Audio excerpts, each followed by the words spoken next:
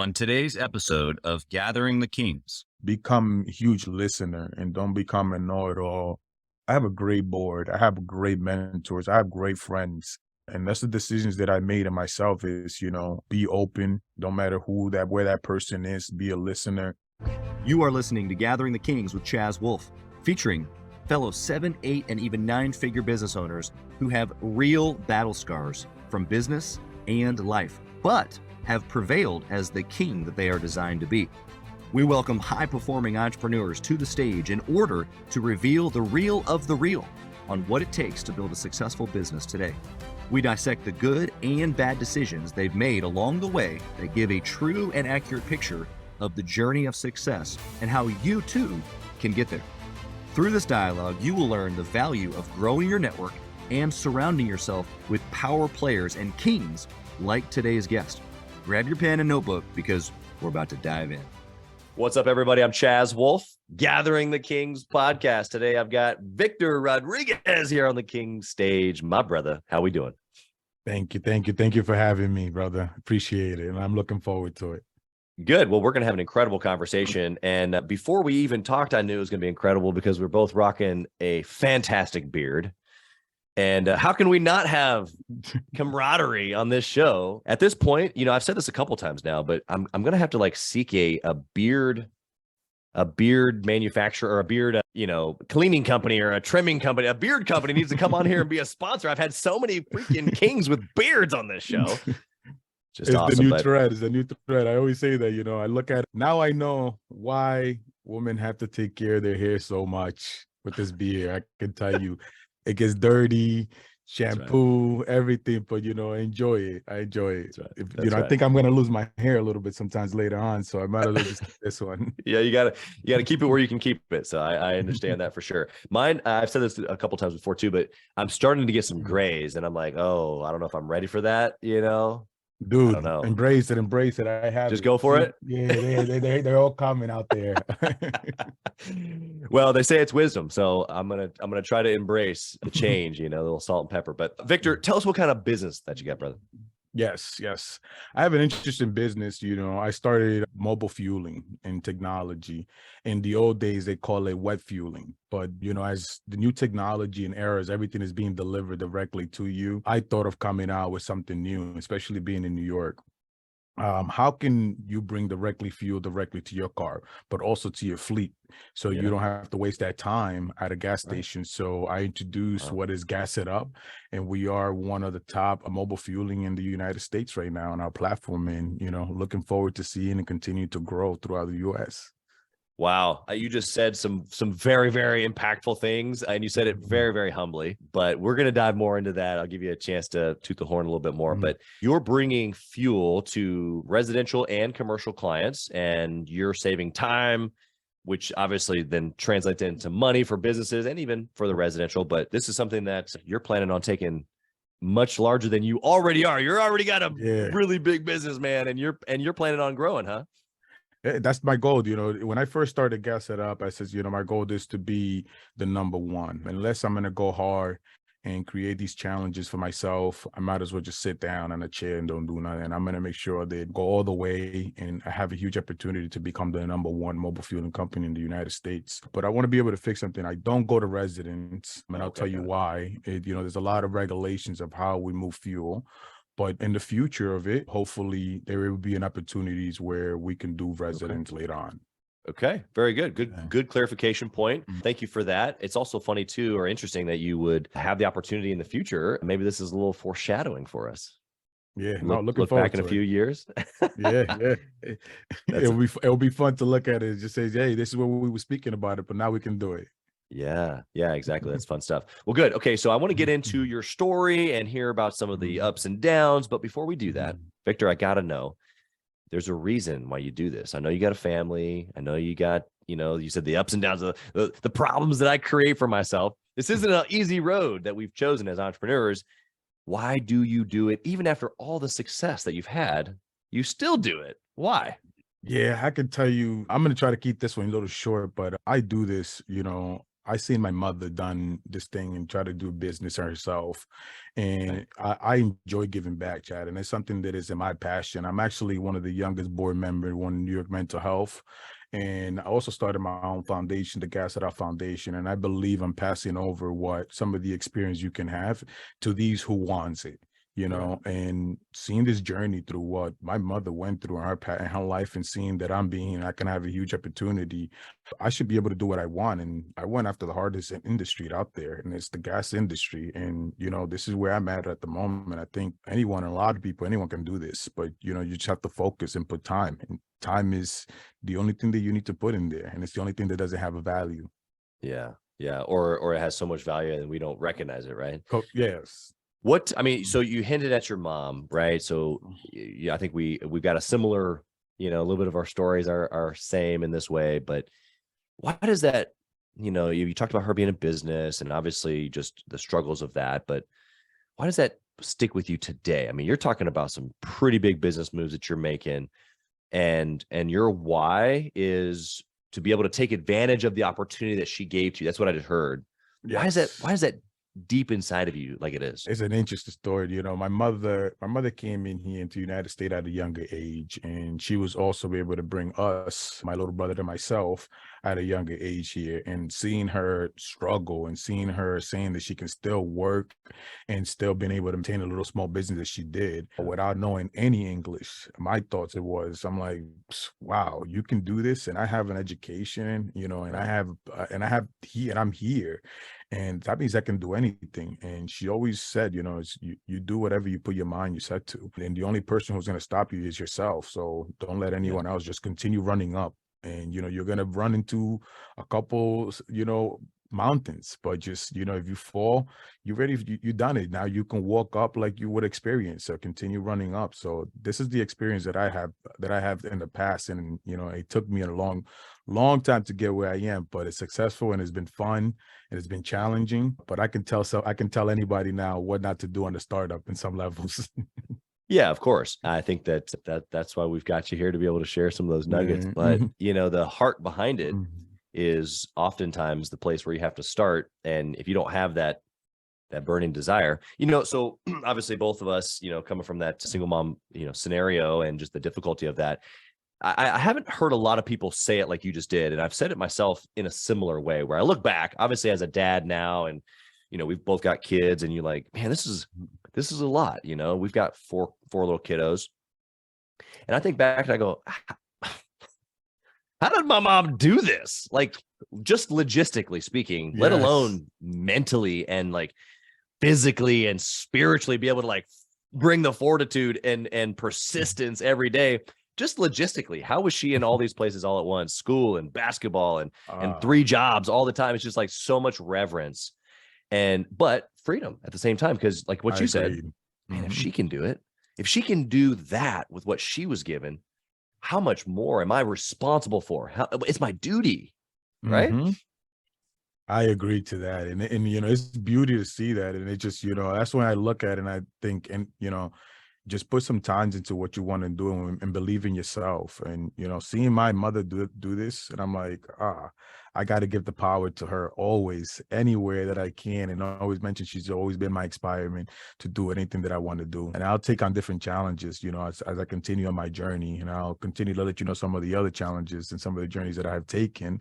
But a lot of it I owe it to her, and I always thank her. My mother's name is Pilar Hernandez. Through marriage, her name is actually Pilar Kelly, where, you know, she was born in Dominican Republic in a place called Sabana de la Mal and, you know, came through in being in the United States and being in New York City as by herself, and getting married and bringing other 2 kids to, you know, to see what else that she can give a better life to her kids, and every day put food on our plate. I'm like, she's my champion. Yeah. It's a big deal. It's a big deal. You know, it's funny because there's this concept that I've wrestled with as a dad.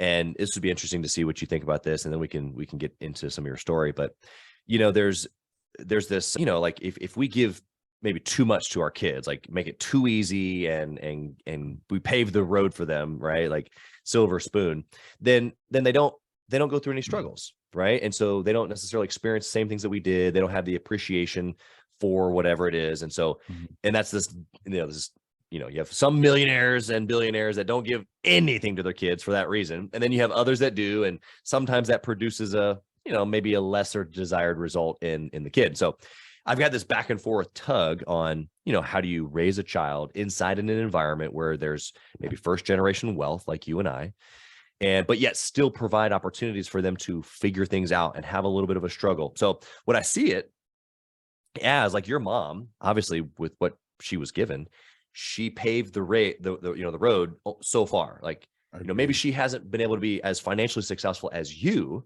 right? But with what she was given, she paved the road this far, right? And you don't necessarily need to go back and learn those exact same things that she did. She already learned those and she was able to teach them to you. So now you can pave, okay, like, here you come, right? And so do your kids really need to go back and learn all those same mistakes? Well, I think it's the same as an entrepreneur right now listening to us. They don't have to go through them. They might have to because they're stubborn, but they can just listen to us. And so what's your thought around the difference of maybe like paving the way with your experience so that your kids can kind of like take it from here and keep going versus, well, if I pave them the way, then they're just going to be spoiled little brats. Like, what are your thoughts? I love that question because it's quite interesting. I have that conversation a lot with a lot of my friends, and I look at it, I'm like, hey, I want my kids to be able to take from where I am. I want to be able to give them and speed through the process of it. My mom did as much as she can and as much as she had, taught herself. And I think she gave me 100% of, and if she could have gave me 1,000,000%, she would have probably gave me that also. So if I have the opportunity to speed up my kids to 1,000,000% and say, hey, take the way from here, but you also have different kids. As you know, I have little brothers. I also have older brothers. They take different process of it. Maybe one of my other kids is going to say, look, Dad, I don't want to take this. So I want to take this side of it, but I'm going to support them in whichever way they want to. I always want to make sure that, what my mom did for me and all of my brothers and sisters is support you. And I want to be able to support you, whether you want to be able to work for someone, whether you want to be an entrepreneur. I hope you go to be an entrepreneur and continue the business and growing the legacy. That's my goal. Right. And that's what I'm doing here. But if you want to go save the world, if you want to go do something else, hey, I'm here to support you and tell you as, your father, your family, to give you that 100% and whatever your needs are. Yeah, I love that perspective. Very good. All right, let's get into your story, man, because like you said, you've got some ups and downs. Just give me the overview. Like, how'd you start the business? How did you, this is a concept that a lot of people I'm sure thought about, but you actually did something. What'd you do before? How did you start the business? Oh, it was funny. I was trying to find what I wanted to do with myself and something through that process of it. And I said, I want to do something else. I've been in management. I started doing private sector. I started doing consulting. And, I seen where Uber was and what all these on-demand companies. And I'm like, this is a bubble happening in technology. And, I have really good friends and really great mentors around me, and I've been blessed with that part of it. And says, Victor, go ahead. I think you're the person that if you want to do something, you run through this process. And, I spoke through a lot of it, and I just went out there, had one of my great friend, Kimberly, who I spoke to her. She became an investor and also helped me through part of it as being a founding member.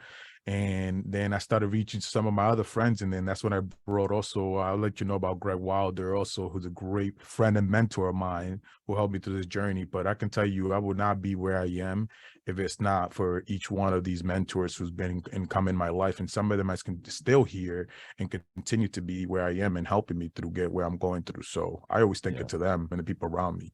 Yeah, love that.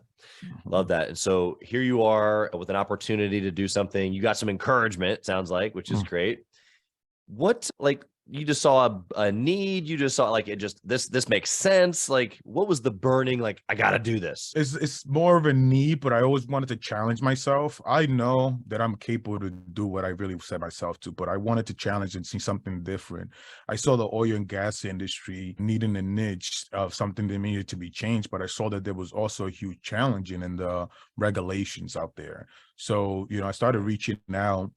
And I say every single time I go to the gas station and even working in the logistic, I says, I wish someone can just bring this over to me and give me the data that I need to. How much time this thing would save us? And, I started and I said, I'm going to go for this, and I'm going to make this a lot simpler. I'm going to take my time. I'm going to study this process. And then that's when I started meeting some of my relationships and get in the oil and gas industry. And I started learning about the oil process. And I'm like, oil is quite interesting. Oil moves the economy. Yeah. Yeah. Yeah. There's a lot of money. And obviously we have a certain family to thank for that from the 1800s. Yes. Old Rockefeller himself. But, there's obviously a big industry. And you said, let me carve out my little piece. What would you say to the listener right now who's maybe they feel like they're in an industry that's been around forever and ever? They're in oil and gas or the trades, home services, commercial services, whatever it is. Like, it's the same thing that's been done for the last 100 years, generally speaking. They have an idea, or even if it's not necessarily a new idea, they just want to carve out their little piece of the pie. What do you say to that person who's, kind of toying with this idea? I look at it, find what the customer needs and find that niche of what is missing. There's always something missing, especially with something new is coming in. Right now, we're all speaking about, what was it? We started with NFT, we started with blockchain technology. Now we're here in AI, and AI is the big bubble now. This is the big conversation that everyone is doing, is speaking about. But, if you have that niche that you need to add to it and find the need to it, like the way I look at it, I says, what can I do in the mobile fueling that is going to save you money? It's going to save you time. You're going to say yes, and you're not going to give me a no for no reason, right? Yeah. So I started outlining, how long does it take you to go to a gas station? You spend about 35 minutes. Says, so wow, that's a huge payroll if you calculate time by vehicle. Says, if I'm an individual, would I like gas to go directly to me? I said, yes, that individual. I says, but I can't go to everyone's home. So I have to figure it out what that individual would need and how they would need it, right? So, but I need them all in a large base process. So I says, why don't I go to your job while you're working, right? While you're working, I can fuel up all your employees at once, and it's just like a B2B, B2C, but I'm still putting it as a route, and I'm still be able to come to, instead of going to your home, I go directly to your job. You only fuel once a week. You're not fueling every day, but I still catch you, and I catch your employees. That's right. Yes. Yeah, I love that model. And the encouragement that I want to give to the listener is, you mentioned, NFTs and blockchain and, crypto and now AI and all these like really hot topics. Well, gasoline's been around for a while. Yes. Fuel, even longer than that, before we knew what gasoline specifically was.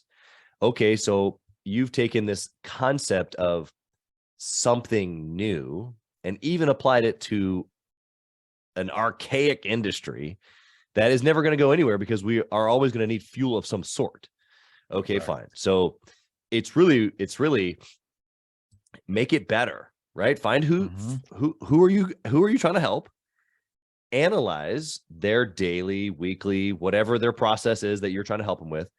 And what's the pinch? What's the absolute most value that you can add? Would you agree? That's what you're saying? Yes, it adds a lot more value to it. I can tell you on the B2C customers who are the individual, you're at work and we're going to be able to fuel you. You never have to go anywhere anymore. For you're not touching a gas station that has, I don't want to speak bad about the gas station industry, but when have you ever seen a gas station being clean? Especially when we were going through COVID, because that was like our niche of launching that says, oh, wow. Now we really can't go to B2B businesses. So we have to make sure focus on our B2B only, because these are the strong logistics. But I said, when can you ever see a gas station being clean? So we started analyzing data that is out there, seeing, hey, now you never have to waste time to go to the gas station and sit there. You can get the fuel directly to your employees. And on the B2B customers is how much hours your employees actually sitting there. If you calculate it, you're paying your drivers $30 an hour, and they're spending half an hour a day. How much is big as your fleet? You can say if you got a fleet of 1,000, your fuel will become free by the time of hourly rate. Yeah, and exactly. And I focus a lot of what that business need, because I don't only want to bring fuel to you, but how, as you mentioned, how this industry has been here for years, right? How it has been doing it. I ask them a lot of the questions to the customer. Says, how do you get your fuel right now? Says, I get this paper. How do you track it? Says, hey, we look at all these invoices. I'm like, but we're in 2017 and you're still tracking invoices like this. So it says, how much do you know what you pay for fuel? He says, nope. I says, you just like, there's a lot of missing information. Lot. So I noticed that there's a lot of missing information that they need. They want to get transparency and they want to be able to save through their fuel. And I gave them the perfect panel that I call it a panel. And then I upgraded to a fuel management. Now I give them data, enough data, how much CO2 you're saving. I can tell you, I'm very transparent in the oil and gas industry. Like you're at a gas station directly in there to your B2B. So now they know all the information that they need to. They can fill up taxes information. They get all the reports that they need to in there. Right. And they have the fuel management of gas set up in place for the B2B businesses. Well, you've eliminated theft. You've eliminated the time spent at the pump. You've eliminated the unknown of what's actually happening. You've brought transparency to it. All of those things that you've just described, I have personally experienced inside of businesses that I own that have transportation. And so I know exactly that feeling. And here's what happens. The closest solution is a fuel card. And you have to use that fuel card at a specific type of pump. And you're like, no, that's not convenient at all. Mm-hmm. And they have their own little software and you have to adapt to that. And and then you get no reward points. And so it's like, well, wait a second. So I get to use you in a stipulated way, or I can use my credit card and get rewards for the business to be able to grow. You're right. It is a mess. And let me add to it. You have that fuel card, correct? Let's just say, hey, I'm fueling at such and such gas station. Chat, come by. I want to fill up your card too with this fuel card. Exactly. Pay me in cash. There is no way for you to prevent theft if you even through a fuel card. It's a lot easier to do it through a mobile fueling process. Yeah, 100%. Yeah, you've eliminated a lot of the concern of that business owner for sure. So I can already see how you're going nationwide, man. Because if you came to my area, it'd be like, yes, that makes perfect sense. And I am because I'm going to tell you later about my new platform and what we have discovered to be able to have it nationwide. A lot easier. Love it. I love it. Okay, well, let's get into some practicals here. Tell me about a bad decision that you made that we can learn from. Something that maybe you stumbled into that maybe didn't know that you were getting into, but it ended up not working out at all, and we can learn a bunch from you. I could probably write a couple of pages of all these bad decisions sometimes you make, because I look at it and I don't always look at a bad decision as bad. I look at it as an experience. It says, hey, make the right experience. And Chad, I can tell you, I have great mentors behind me, and I'm a huge listener. I'm like a sponge still. I don't know it all. I love learning. Learning is my thing of it. And some of the mistakes that I have made in the past have grown to where I am. And one of the biggest mistakes that I've seen that I made is, how do I look at this whole electrical industry? And I started putting together a mobile truck to be able to push it over to the electrical industry. And I started to see it says, why did I jump in this too quick on this part of it? I should have slowed down. And it was something that I thought that I was going in too early into that part of it, especially when I have a growing business that has data that it still has a long time where to go on the EV. So what I have done is, learn to be able to see what is the right way for you to go on your business, and don't try to speed through a process just because technology is already there. Take time to oversee it of it. I spend a lot of my personal time. That was the great of it, that I didn't spend anyone else's time, but I got to the end to see that this mobile electrical, it was not going to work in this industry until we figure it out what kind of battery can charge as fast as you pump your vehicle. And until that's there, you're not going to do that. And I slowed it down and I learned a lot through that. It was, I can tell you, every decision did something that I learned a lesson to it. It says, this is what you learn through this process. And it gave me a huge experience in my life. Yeah, I love that. I think that it falls into a greater bucket of, shiny object syndrome or staying focused. I mean, we can say it a lot of different ways. Yeah. That doesn't mean that charge it up or whatever you're going to call the electrical portion of it when it rolls out, that it won't ever come. It just means, I love the way you kind of just rested in, like, no, you just got to stay here for a minute. Like, just because it's working and it doesn't mean we leave it. It actually means the opposite. It means we press in so we can really squeeze the juice. And then I didn't really stop it. I just changed strategy. It's Yeah. fast because when I think I can do different, multiple projects, but as long as you manage it correctly. I changed my strategy around Charge It Up. I focus on where the industry is and what they're doing, and it was charging stations. I said I have to come up with another platform. I don't need to use a human. I need to have something that doesn't have too much spending on our end and do less time. I can see if I can outsource what I'm doing, and then later on focus on what the future's doing, but also try to do something innovative that no one else is doing, because that's what I love doing.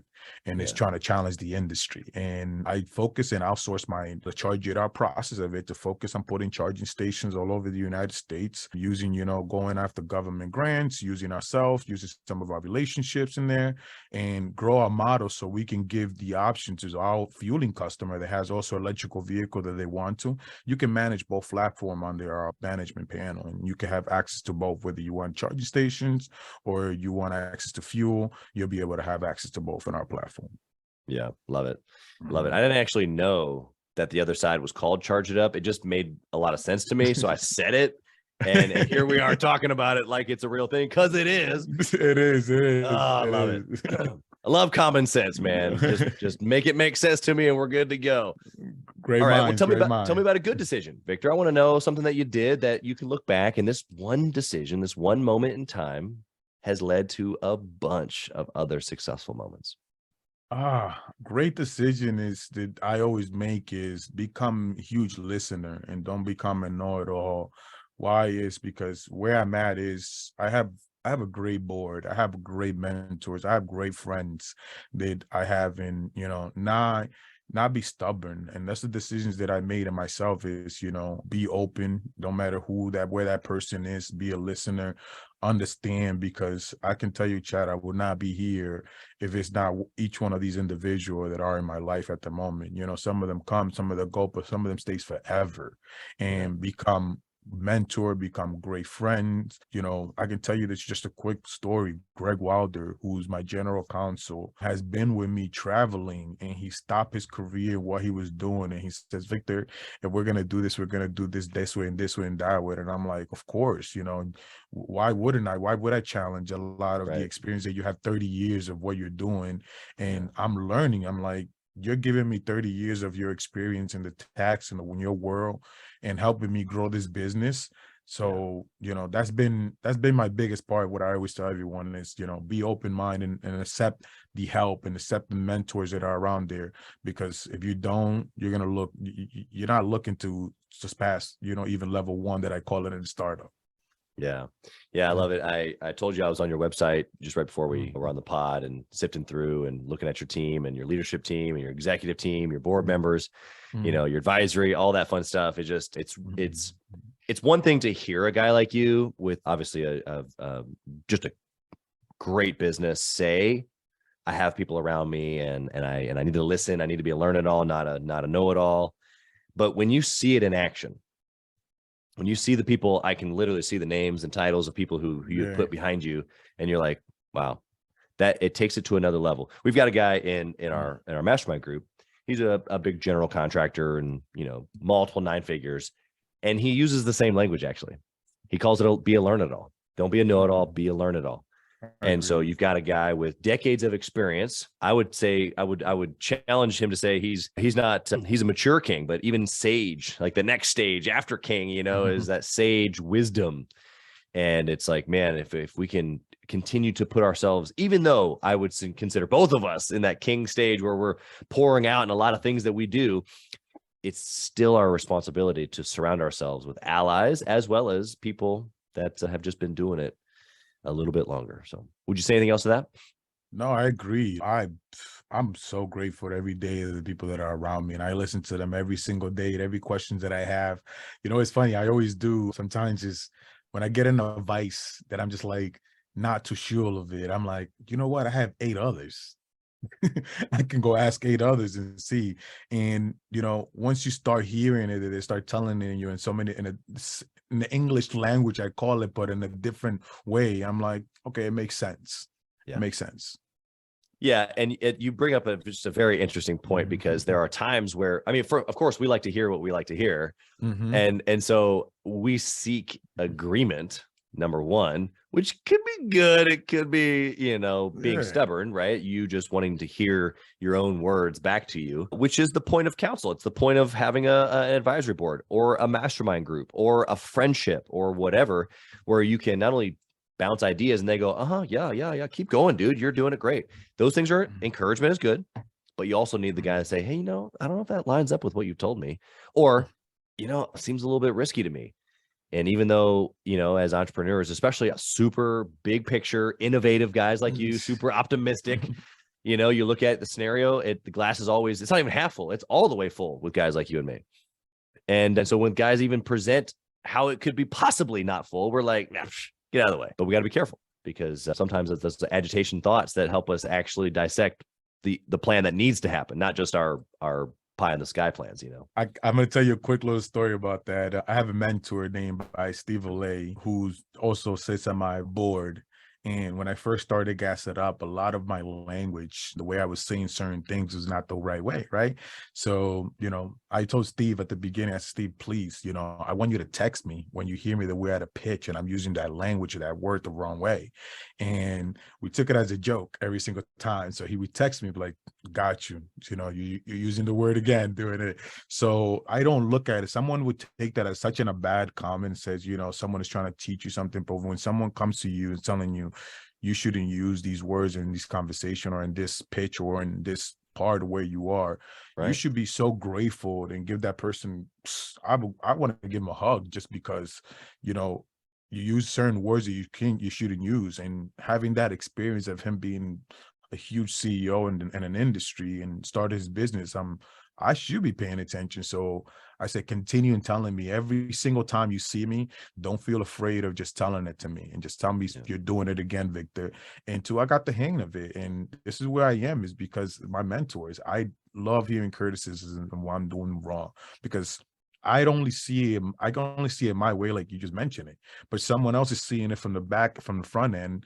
And that person, all he's trying to do is help you. You should be grateful for that person help you, and don't take it as bad. At the beginning, I'm like, of course you get a little intent about it, but I'm like, no, be grateful. Someone is trying to teach you something that they see in you, and they're trying to make you better. Yeah, 100%. It's that learn it all mindset, and not being stubborn. We have to daily remind ourselves not to be stubborn. Yes. Okay, I want to know if there's a certain process to your decision making. I mean, I'm looking in at your history. The company itself has just exploded. You have this incredible team of advisory people and executive team. I mean, you just have this butt kicking business. Most people on the other end are hearing me interview you right now, and they don't have a clue what you've put together. I can see it. What's the decision-making process look like when you have, number one, such a big thinker like you, a lot of business owners are, and then number two, since you have built this thing around you, and maybe the listener hasn't yet, is there a different way that you make decisions once you have people around you that you can collaborate with? Yes, I love that question. I make decisions. I don't make decisions. Okay. I don't like even using the word I. My team makes the decisions. So, I always look at them and reflect into them to help me make the decision of where we need to go to. It depends on what level of decision it is. If, even if I'm speaking to a VP in the company, he's passionate about what he put on the table. And I explain to everyone, I love data. Data is a number equals to an answer. And you'll see why I'm a data person, to where the company's at, is because, and I always tell them, when you come to me with something, just follow the data and making the right decision. So, it makes sense, because when I have to go back and explain it to someone, it has to make sense and it equals to an answer. So that data you're going to give me, it should make sense. So I always preempt them and I always help them out before they do, because I make this decision with my team. And my team is very knowledgeable when we work together. And, I have my COO, Fred. I have David Grisby, who's my CEO, who's one of my closest friends and one of my greatest mentor in everything that I do. Speak to him every day. I speak to him more than I speak to my family. Sometimes we joke about it. But, I don't make decisions on myself. I make decisions with my whole team. And, that's just where it helped me reflect to it. And if a decision gets too difficult that I can't make it with, that it has to be outside of corporations, I have a great board. I have advisories that I can go to. I have great mentors, you know, as you can see on the website. I don't want to mention some of their names yet because I'm not, I don't know if I can, but they can go out there and check on the website who they are. But, you know, they give me their experience and they give me the best advice to move forward. Yeah. And I always follow it through it, and it helps me in a lot of my decisions. Yeah. Yeah. I love that perspective. I think that you're giving us more meaty juice or more meaty substance here than the listener probably even understands. So I want them to pay really, really close attention here. You're giving it to us real and raw. I want to switch over to our speed round here because I've got some questions that are fairly practical. The first one's around data. So I love the fact that you just lined me up with this question saying that you're a data guy. It is interesting though, because there's a lot of entrepreneurs who aren't data driven, more feeling driven, more instinctual, which is all fine. I think that there's a lot of, there's a level to much of that. And we already actually even talked about that with you and your instinct around the industry and things moving towards, you know, the on-demand services and all that fun stuff. So you've talked about that level too. So just because we're about to talk about some data doesn't mean that the instinct part is not there. But the question is this: if you could only track one piece of data forever and ever inside of your business, what would it be? Me. Myself is because my behavior and my decisions reflect a lot on not only my family, but also everyone in my company. So I always track what I do and how do I fix it? How do I make it better? I'm not a know-it-all. I'm a huge person that just enjoy reading, enjoy finding the right answer, because I believe that it is, if the decision can reflect one of my decisions or anything else based on what I have done in the past can affect anybody else in the future of it, or any of my decisions of it. So as long as I continue to make myself better, I know I can continue to help others in the right way because I'm helping myself first. Yeah. Yeah. I love that. I was just recording a podcast with a guy that had a similar thought. He's in the success industry and coaches very high level athletic directors and even, you know, people, you know, at University of Texas and so forth and so on. But he mentioned the same thing. It's like, you can't pour out or you can't give much really to anybody if you yourself don't have much of a foundation or a strength about it, you know, where it overflows. You can definitely do it, but it's like, it's broken. Yeah. So I guess my follow-up question to that is how do you track yourself? What areas do you track yourself, or what's practical for the listener for them to be able to start doing what you're talking about? Yeah. So, you know, based on what I'm doing, if I'm doing a certain way, such as decision on the technology, where do we go on the technology? What do we do with my personal self and making that decision that I made something a better, or that I made a decision that could have been a better based on my past experience. So I track myself on my decisions of how to make better decisions. How do I focus on making sure I make better choices on other things, just to even now my personal that impacts everyone else's. Right. So I always look at how can I do that at all time and focus on that, because that's the only way that I'm going to be able to make everyone else's better. I can tell you, I have grabbed my last chief of marketing officer. He came in at the beginning of it. One of my biggest thing, it was, you know, I want him to become better after he leaves Gas It Up. And it was to mentor him to make sure that he made the right decision and worked with him off the clock, a lot of it. And that was one of my main goals is, you know, if I made myself better now with my experience, I can pass it along. And that person, even when they continue to work here or they continue to leave out of here, they will be much appreciated. And all I ask them is, you know, pass it along, help someone else out that, you know, help you move to that next level. Yeah. Yeah. There's a key that unlocks a lot of, you know, and I don't even say hidden doors, but they do feel hidden until you get to the place where you start unlocking these areas of life, and it comes through what you're talking about. Not only taking care of you, and that sounds selfish, but you have to do that for a period of time. Yes. You got to make sure your mind's right. You got to make sure your actions right, your daily plans are right, you know, all that stuff, even the subconscious, what I was talking about with this other guy. But once that happens, then it's like there's a freedom in going, let me give it to you and you and you. And that actually becomes part of the king mindset at that point, you know, of really being able to become all that you're made for. Yeah. Is being able to help them become all that they're made for. Yeah. But, you know, you and I, before the show, we was laughing about something and had a conversation is, you know, really has to be that person that wants it too, That's right. because there's a lot of people that don't want to move forward and doesn't want that help. I have run through both of them. But if you show me that you want this and you want to push forward, and if I can find a way to help you, I'm going to give you my experience, and I'm going to give you the best ones that I have, the best one that I was taught by my mentors, and pass it over to you so you can make those great decisions too. Yeah, I love it. Mm-hmm. What book or resource would you recommend, Victor, for a business owner trying to grow? I love it. The Culture Code by Daniel Coley. Okay. Yes, it's What's one your of takeaway from my that book? one of my favorite part of that book. It was, so he had a quote, and it was to build a solid structure, right? So he had kindergarten, he had CEOs, he had presidency, and and all category, and he put them all together. And the one that became successful to bring the tallest one, it was the kindergarten, because they all worked together. None of them wanted to become a leader. So I enjoy that book because it opens up a lot of things that you should be seeing of how you should run a business and a culture. And culture to me is super important. And one of my mentors, Steve Alley, that's the first thing that he came into the company, says, this is what you have to learn. And he's also a coaching CEO. And I took his course. He put me with someone at the beginning of it too, like the level that I was when I was starting. And I learned a lot through it. And, I believe in it. I'm a huge person that I believe the culture is important to the company, and making sure that you don't have the wrong person also not working for you, but make sure that they're following that process of it, because you don't want someone who's not enjoying themselves at what they're doing. You want them to be valuable also, because I've been in those positions. I've been down there. I know what it feels like. I know what it feels like not to say good morning to someone when you first see them or anything else, Having these feelings and understanding that, to me, that book breaks a lot, and I continue to go back and forth to it always. Interesting. I love the dynamic. It actually explains a lot of what you've got set up, right? All the things we've talked about, you putting all these kindergartners around you, for lack of better terms.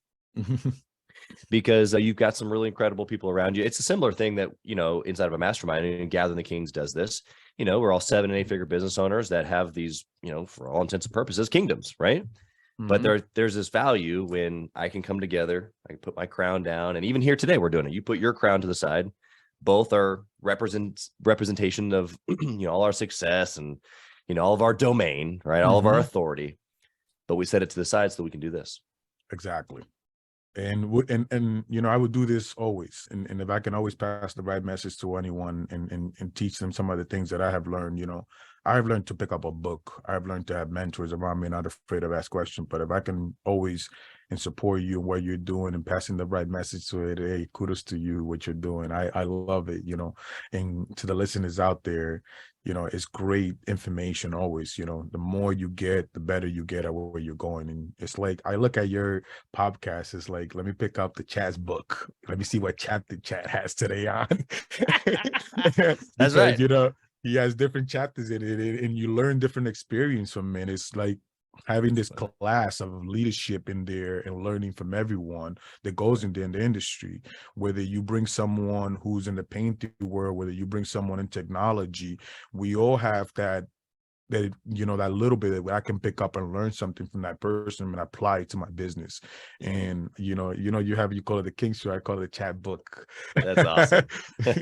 and continue with the chapters. You just have a long and I want to see you continue in a couple of years, come back again and be like, hey, what chapter we on today? What chapter we on? That's right. Well, those are very kind words. It's funny too, because and this is just maybe a little inspiration or a little fuel for the listener, because I started this thing not even knowing that I would have guests like you, and I've had some incredible guests. I mean, we're coming up on 300 episodes. As you mentioned, what chapter are we in? I love that perspective, but I've had, I started this thing thinking I was going to help small business owners.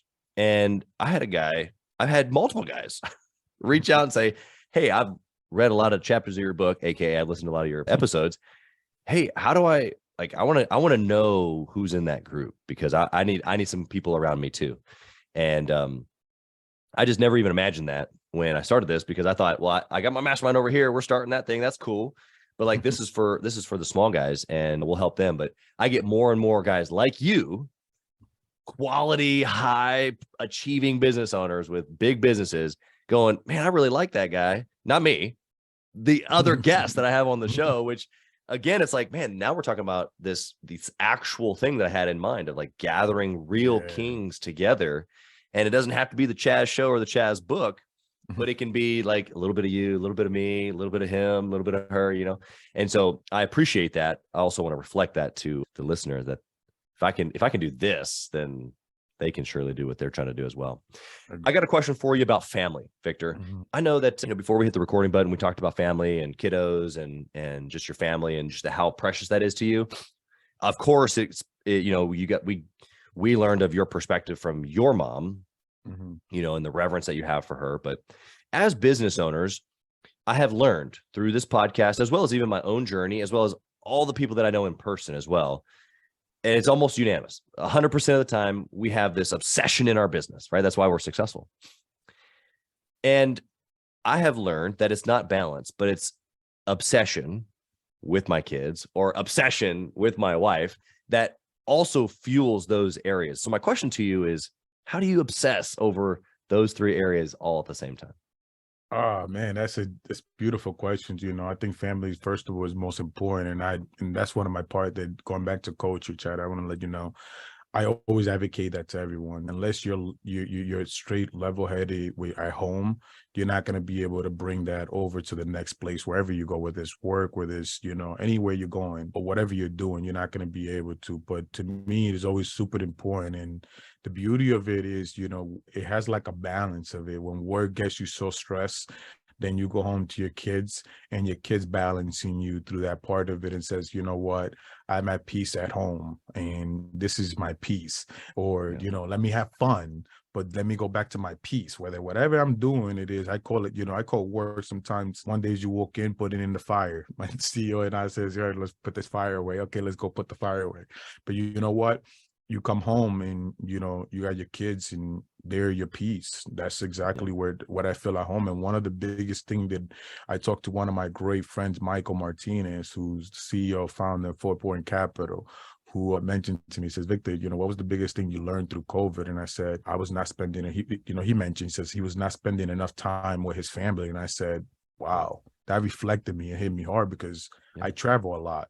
And I'm like, why I'm not spending time with my kids? Why shouldn't I be there? And then, you know, I've learned that through this year. And there, I call it my peace and my balance between work and everything. And it's great. And I've learned that also. Now I spend a lot more time. Yeah, that's awesome. I love the perspective that it can be different or it can be the same, you know, like you said, it could be fire, you know, fun, like the intensity is really what I took from the fire, but it can be intense at home too, because man, they're kids and you're building them and you can be passionate with your wife and, you know, like all this stuff that we do as a family can be fire or intense, but I love how it can be a safe place, a place of recharging, you know, regardless across the country, that's going to look different for all of us.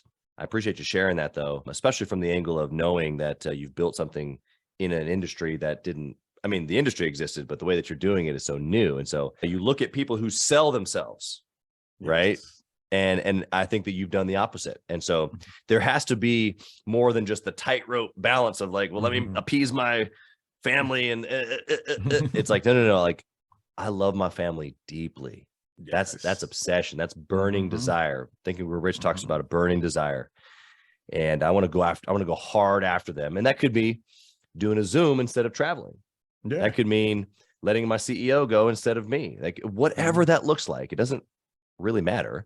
It just means that you have now the perspective of obsession over here in these areas. It's funny you mentioned that. My daughter goes to her mom and says, Mom, I can call daddy. He'll pick up at any time of the meeting. And she goes and tests her out. I'm like, what? She goes, yeah, let me go test that out. She goes and calls me.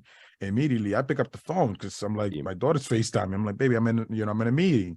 She's like, I told you, look, he picks up. I'm like, wow, don't do that to me. Come on. But it's the power of your child because you've given her that crown, really. Yeah, no, my kids are my everything. They're my peace, they're my world. That's what I do it for. That's, you know, it gives my strive. It's just, you know, I look forward. That's like my little shining stars that is right there that I just got to reach out. That's awesome, man. I got one last question here for you, Victor. You ready? Yes.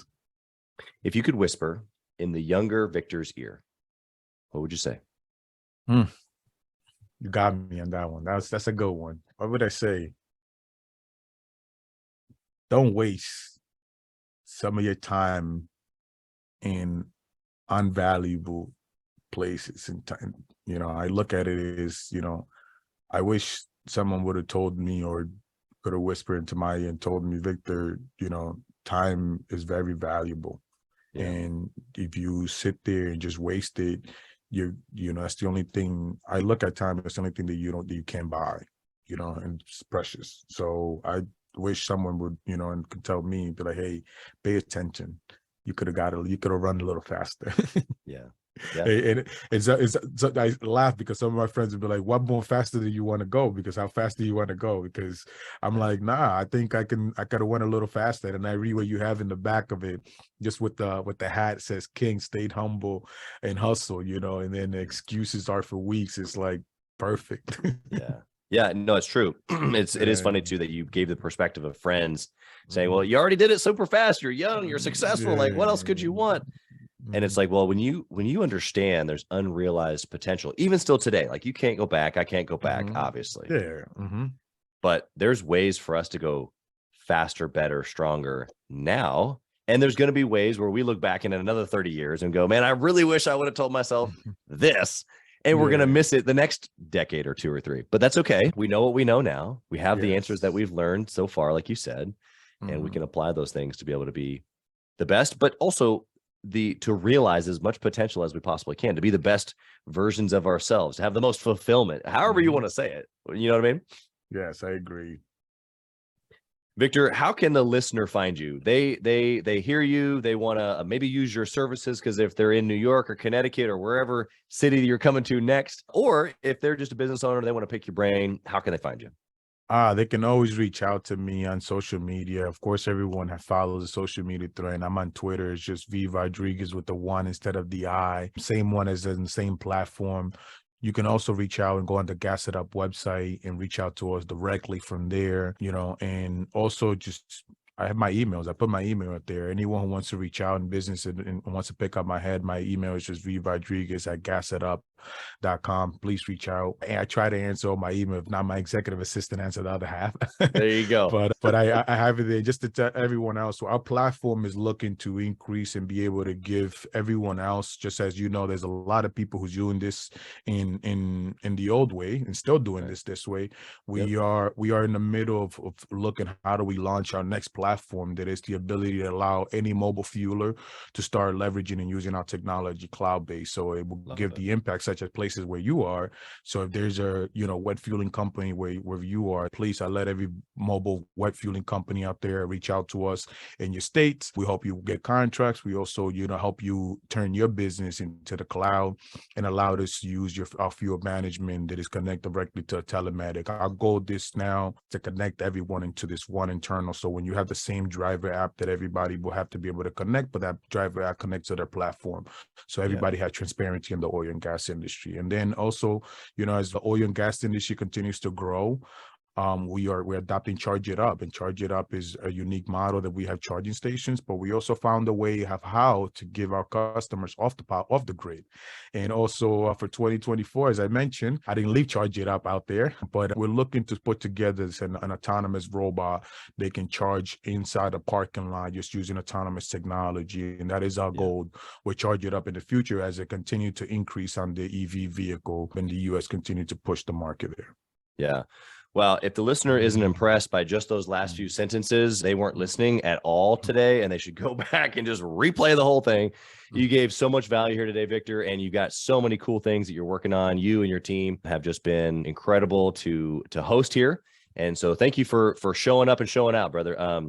The listener got more than they bargained here for today. That is for sure. I wish you personally nothing but blessing on your family, on your business, on your team, all of the things that you just said that you're working on. We so thank you for being here.